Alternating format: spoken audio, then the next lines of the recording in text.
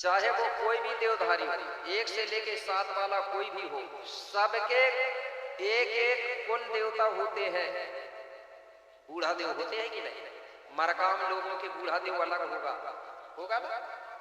मंडावी लोगों का बूढ़ा देव अलग होगा, क्योंकि वो बूढ़ा देव है कि हर कुल के जो सियाने लोग हैं ना, वो खत्म होने के बाद उनको हम बूढ़ा देव के रूप में मानते हैं। तो अलग अलग हो गए ना बूढ़ा देव। और एक बूढ़ा देव वो है जो सबका है।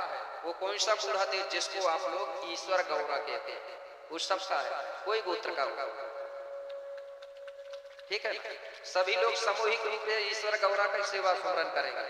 और जो कुल का बूढ़ा देव है उसकी अपने अपने कुल के लोग करेंगे। और जो प्राकृतिक शक्ति फड़ापेन बड़ा देव है वो सबका है, क्योंकि वो निराकार शक्ति है, 5 तत्व शक्ति। ये अलग अलग नहीं है। नहीं तो कई जगह मैंने यही छत्तीसगढ़ में देखा था कि बूढ़ा देव वाले अलग हो गए थे कहते, और बड़ा देव वाले अलग। जबकि बड़ा देव को भी गोंडा ही मानता है, प्राकृतिक शक्ति फड़ापेन को सभी मानेंगे ना, और बूढ़ा देव को भी गोंडा ही मानता है। तो फिर ये अलग हुई है कैसे भाई? एक ही चीज है।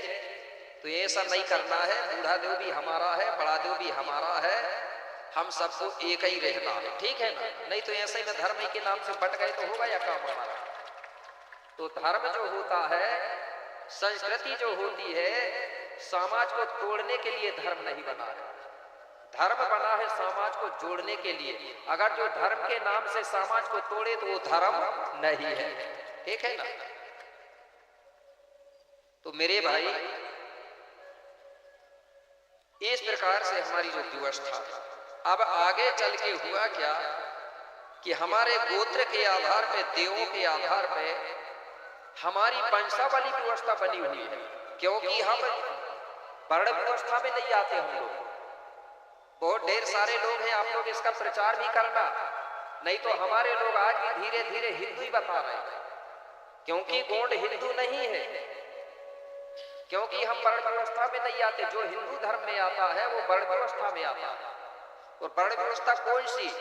ब्राह्मण, क्षत्रिय, वैश्य और शूद्र, ये चारों वर्णों में गोंड लोग नहीं आते। क्यों नहीं आते? क्योंकि हम लोग किसी भी बात को सुनते हैं तो उसका तर्क वितर्क करके उसका सत्य और असत्य की खोज करते हैं, तब बात मानते हैं। अगर हम सुन के मान लें कि ब्रह्मा वो होता है जिसका ब्राह्मण से मतलब माता से जन्म हुआ था, अब सुन तो लिया तो डायरेक्ट मान लोगे क्या यार? इसको विचार भी तो करेंगे कि वास्तव में यहाँ से किसी का जन्म होता है कि नहीं होता। होता है क्या? किसी का नहीं हुआ, और हुआ होगा तो वो जाने, पहले होता हो रहा होगा। हमारा तो नहीं हुआ ना, उसको क्या बताते हैं? ब्राह्मण होता है। दूसरा नंबर है जिसका जन्म भुजाओं से होता है वो क्षत्रिय कहलाता है। तो बताइए हमारा जन्म हुआ क्या छाती से, सीना से? नहीं हुआ, तो हम क्षत्रिय भी नहीं है। जिसका जन्म कमर से होता है वो वैश्य कहलाता है, तो हम वैश्य भी नहीं है, कमर से भी नहीं हुआ हमारा जन्म। जिसका जन्म पांव से हुआ है, तलुआओं से मतलब, वो क्या कहलाता है? शूद्र। तो बताइए हमारा जन्म हुआ है क्या? नहीं हुआ, तो हम शूद्र भी नहीं है।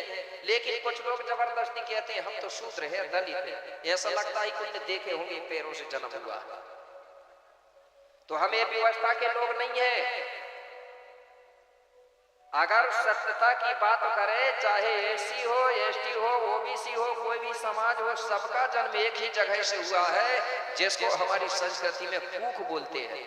कूख या कूह बोलते हैं ना, इसलिए हमको कोया वंशी कहते हैं। कोया वंशी का मतलब होता है कूख से जन्म लेने वाली वंशावली। कोई तुर समाज, इसलिए हम लोग वो व्यवस्था के लोग नहीं हैं। तो समझ गए ना? अब मत कहना कि नहीं तो कोई कहे गर्व से कहो हिंदू है, तो हमारे लोग गोंड कहते हाँ हिंदू है, हिंदू है। जबकि मुझे मालूम है, आप लोगों को भी मालूम है, सत्यता बताने में कोई डर की बात नहीं है। नहीं तो कोई बता दे मुझे हिंदू धर्म की स्थापना कब हुई है? हुई है क्या? मुझे मालूम है सरस्वती दयानंद ने भी किया है, तो आर्य समाज की किया, हिंदू की नहीं हुई। और हिंदू शब्द कहां से आया है, कैसे आया है, इसको भी खोज करो। आज डॉक्टर भीमराव अंबेडकर की पुस्तक जब पढ़ते हैं तो पता चलता है कि ये हिंदू शब्द जो है बाहर से आए हुए मुगलों ने यहाँ के SC ST OBC के लोगों को गाली दिया था। ठीक है, उसी शब्द को ये नाम देके वो लोग काम कर रहे हैं। तो जब भी अगर जनगणना होगा मेरे भाई, तो जब बात जनगणना में आएगी, आपको धर्म की बात पूछे जाएगी तो कौन सा धर्म लिखोगे आप? चाहे कुछ भी हो जा, संकल्प कर लो आज से, ठीक है ना? नहीं तो अधिकारी लोग कहते हैं गड़बड़ हो जाएगा, गलत हो जाएगा, तुम जानो करके हमारे लोगों को मतलब ये डर बना देते हैं। हमारे लोग कहते हैं यार फार्म गड़बड़ ना हो जाए, हिंदू लिखवा दे। मेरे बच्चे भी पढ़ते, मैं नहीं लिखवाता, बिगड़ जा चाहे कुछ हो, नहीं बिगड़ता, ठीक है ना? तो आप क्या लिखेंगे? लिखने को तो हमको पुनेम लिखना चाहिए, ठीक है ना? लेकिन भाई समझ नहीं आती, सीधे डायरेक्ट ही लिख दो गौड़ी धर्म, ठीक है ना? और भाषा की जब बात आएगी तो आप क्या लिखोगे? गोंडी भाषा। आप ये मत सोचना कि बोलते नहीं बन रहा था, हम नहीं, भली पूरी भाषा नहीं बोल रहे हो, लेकिन आज भी कुछ भाषाएं बोलते हो आप। मैंने बताया ना, सब लोग जानते हैं, और बल की प्रयोग करो अब जो लड़का लड़की होते उनको बोलो टूरा टूरी, ये गोंडी भाषा का शब्द है, ठीक है ना? दरवाजा को गोंडी के लोग पहले बोलते थे किवाड़, बोलते थे ना, किवाड़ बंद कर दो, वो भी गोंडी शब्द है। जब एक दूसरे को सेवा जोहार करते हैं तो जोहार भी तो गोंडी शब्द है। पूरा तो नहीं बनता लेकिन कुछ तो बनता है, तो लिखो हमारी भाषा, ठीक है ना? तो हमारे देवों के अनुसार हमारे वंशावली व्यवस्था है, वर्ण व्यवस्था नहीं है। तो वंशावली में जब कोई पूछेगा तो क्या लिखेंगे?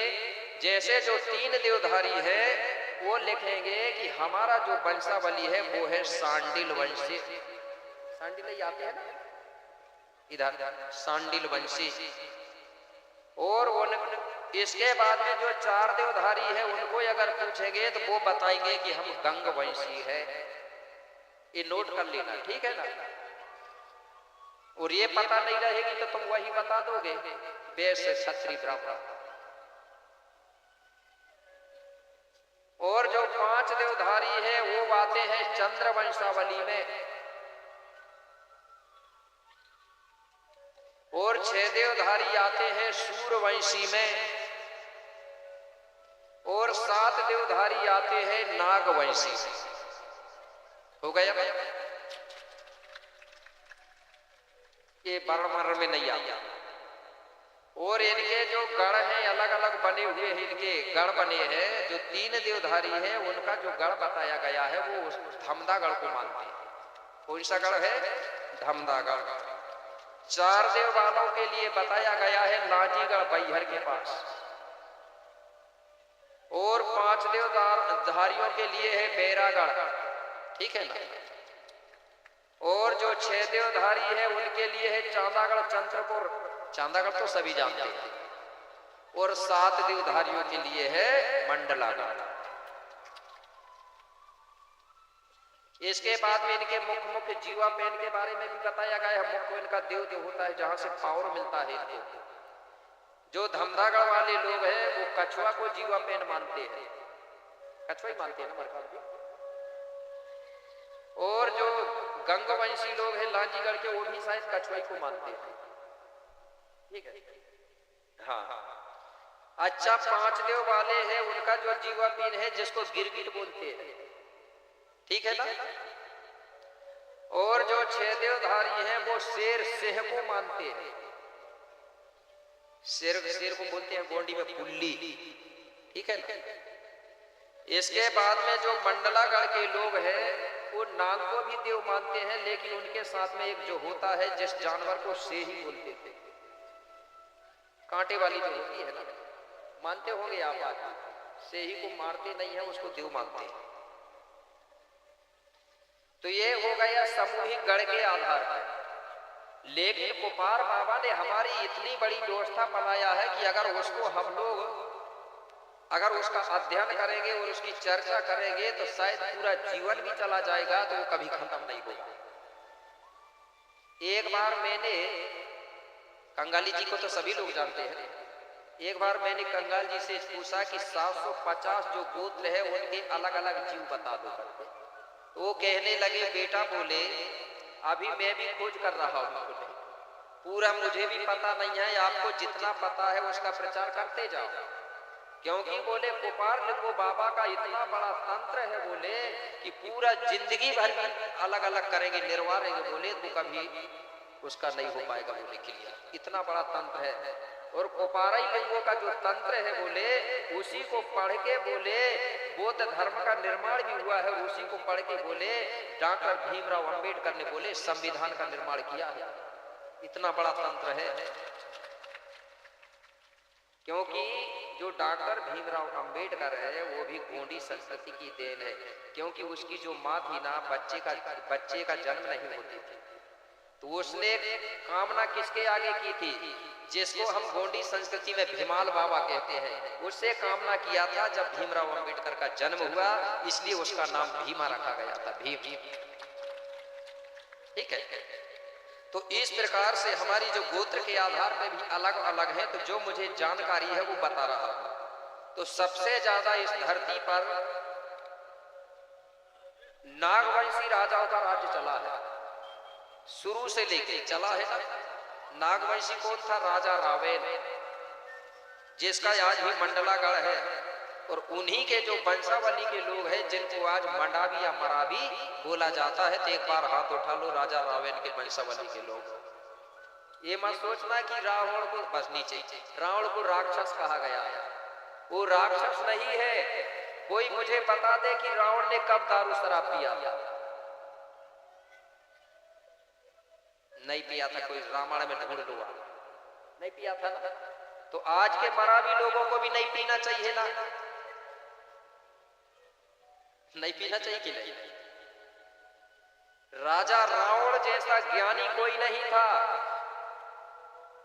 उसको सारे धर्मों का ज्ञान था, सारे ग्रंथ 4 वेद 18 5 6 7 9 ग्रंथ सबका ज्ञाता था, और सारी चीज में निपुण था, यंत्र में, तंत्र में, सारी विद्याओं। तब तो बताते हैं उसने शनि को भी अपने बस में कर दिया, तो कोई कर लेगा क्या बस में? और रावण ने सीता का हरण नहीं किया था, ये गोंडी गाथा कहते हैं। उसने तो अपनी बहनों का बदला, अपनी बहन का बदला लेने के लिए बदला लेने लाया, लंबी कहानी उसकी। ठीक है। तो मेरे भाई राजा रावण जो है उसका जो पक्षी में जीवा पेन था वो था नीलकंठ पक्षी, इसलिए मरावी लोग नीलकंठ को अपना देव मानते हैं, जो पक्षी होता है नीलकंठ। इस प्रकार से अलग अलग होते हैं। कोई जैसे ककोड़िया होता है, ककोड़िया आपके घर नहीं है शायद, नहीं है। धुरवे तो है, धुरवे जो होते हैं उनका जीवा पे निजी की बात कर रहा हूं मैं। निजी में भैंस को मानते हैं, भैंस को गोंडी में अड़मी बोलते हैं, भैंस। इसको जो लोग मारते नहीं थे वो देवता के रूप में मानते थे इसको। और इनका निजी में एक झाड़ है, साजा का पेड़ को तो सभी देवधारी मानेंगे, लेकिन निजी पेड़ में जो है वो है छींद का पेड़, जिससे झाड़ने की झाड़ू बनाया गया। उसी छींद की पत्ती जब दूल्हा कोई बनता था तो उसी की पत्ती का मुकुट बनाते थे पुराने लोग, बनते थे इधर सर पहले छींद के पत्तों की। आज भी अगर जिसको चाहिए छींद के पत्ते की, तो हमारे साथ में जो राजकुमार आहाके जी आए हैं ना दुकान वाले, वो पहुंचाते हैं बनवा के। वो मुकुट होती थी, क्योंकि हमारे भूमिका भली पढ़े लिखे नहीं थे लेकिन बहुत ज्ञानी थे शायद, वो विज्ञान प्रकृति को समझते थे। एक बार मैंने पूछा एक दादा से कि इसकी सर में जो छींद के पत्ते की मुकुट क्यों लगाई जाती है, दूसरे पत्ते की भी तो लगा सकते थे। उसने बताया, बोले छींद की पेड़ में वो पावर होता है, बोले उसकी पत्ती में अगर कहीं बोले बिजली भी गिरे बोले तो उसको भी वो झेल लेता है छींद का पेड़। जब उतनी बड़ी शक्ति को झेल लेगा बोले तो फिर दूल्हा के सिर में अगर 1-2 पत्ती लगाएंगे तो कोई अगर बोले दूल्हा के ऊपर कोई जादू टोना या मंत्र भी चलाएगा बोले वो पत्ती उसको रोक लेती है। पहले मैंने देखा था हमारी सियानी जो दाइयां होती थी, जब हवा धुंध चलता था, पानी जब आता था, तो दाइयां क्या करती थी, वो झाड़ने वाली जो झाड़ू होती है ना, उसको आंगन में मूसल में दाब देती थी। एक बार मैंने पूछा कि क्यों? बोले इससे हवा कम हो जाता। भली वो जैसा ही हो, लेकिन ये हमारी समझ में क्यों दंकियां चलती थी, ठीक है ना। तो मैंने भी अभी तक नहीं देखा हूं कि छीन के पेड़ में कभी बिजली या गाज गिरी हो। देखा है किसी ने? धोखा से कहीं हो गया होगा, लेकिन अधिकतर गिरती नहीं है। तो बताइए, इतनी पावरफुल चीज को हम हटा दिए और कहां वो कपड़े की टोपी लगा रहे, जोखड़ जैसे लगा रहे हैं। तो भली 5 पत्ती हो, दूल्हा के सिर में हमारे बेगाओं को जरूर धारण करना चाहिए, ठीक है ना। तो इस प्रकार से जो ध्रुवे लोगों का है वो छींद का पेड़ है, छिंदी मढ़ा। इसके बाद नेताम भी है यहाँ पर। नेताम लोगों का होता है, ने आने होता है कुत्ता। कुत्ता को मानते हैं जीव पे, ये घरेलू कुत्ता नहीं, वो जंगली वाला, ठीक है। इसी प्रकार टेकाम भी है क्या इधर? मरकाम लोग है। मरकामों का निजी में आता है, एक मछली होती है जो मलांज नाम की प्रजाति की मछली होती है, वो मछली का परिचय, और आम का पेड़ है निजी में। तो मैं ये बात इसलिए बता रहा हूं क्योंकि पूरी चीज लिखा नहीं गया, क्योंकि उसका खोज ही चल रहा था और हम कंगाली जी रह नहीं पाए। तो इसको हमको भी खोजना है। ये कैसे पता चलता है? जैसे हमारे घर में जो परिवार रहता है ना, सियाने लोग रहते हैं, उनको ये चीज मालूम होता है, उनसे पूछते हैं ना तो वो बताते हैं। या फिर हमारे जो पाटारी होते हैं ना, कुल गुरु होते थे, कुल के भूमिका बेगा होते थे, उनको पता होता है। लेकिन ये व्यवस्था खत्म हो गई है धीरे धीरे। किसी भी परिवार में कुल भूमिका है क्या पुजारी? पहले हर राजा महाराजाओं के यहाँ पुजारी होता था, हर गोंडों के परिवार में एक पुजारी होता था। कोई भी पूजा पाठ करते थे, पहले भूमिका गुरु के पास जाते थे कि हमको रविवार को या सोमवार को पूजा कराना है, तो भूमिका से पूछने जाते थे। पहले क्यों जाते थे पूछने? उससे पूछते थे कि भूमिका जी के यहाँ कोई दिक्कत तो नहीं है घर में। तो ऐसी तारीख बनाते थे, कैलेंडर की तारीख काम नहीं पड़ती हमको। हमारी तारीख जो होती थी कि हमारा घर कब सही रहेगा, हमारे घर में हमारी बहन बेटी है वो कोई दिक्कत तो नहीं रहेगी। तो भूमिका के इधर भी क्लियर करते थे और इधर भी तब तारीख बनती थी, तब भूमिका पूजा करने आता था। ते हर लोगों के भूमिका होते थे और पाटारी होते थे। पाटारी समझते हैं ना? पाटारी मतलब जिनको परधनिया बोलते हैं, वो भी अपने ही लोग हैं, कोई अलग नहीं है। जब हम लोग अपने देव खलियान जाते थे, वो अपने किंगरी लेके आते थे और देवी देवताओं का गीत गाते थे। अब मैंने कई जगह देखा हूँ काप के धर वो अलग होते हैं, आप अलग हो रहे हैं, तो ये गड़बड़ है ना। सब तो आदिवासी एक होना चाहिए ना। ऐसा भी हो सकता कई लोग भाई हिंदू धर्म में चले गए जबकि वो गुरु थे। तो इस प्रकार से हमारे जो जीवा पेन होते हैं वो अलग अलग होते हैं। और जैसे जो सामूहिक पेड़ की बात कर रहा था, जो साजा का पेड़ है वो सभी गोत्रधारियों के लिए पूजनीय। साजा के पेड़ के साथ में एक पेड़ और होता है जिसको साले का पेड़ बोलते हैं, मिलता है इधर साले, साल का पेड़ होता है। सुमरनी में लिखा है ना, साल और साज में सात्विक पूजा।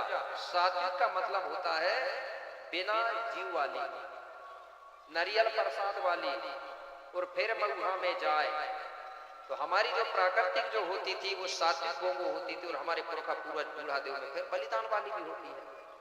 ठीक है, मैं ये नहीं कह रहा हूं कि भाई बलिदान नहीं चलता है, ठीक है, लेकिन अपना जीव को बचा के। तो इस प्रकार से हमारी व्यवस्था थी और समय होते भी जा रहा होगा और हो ही गया।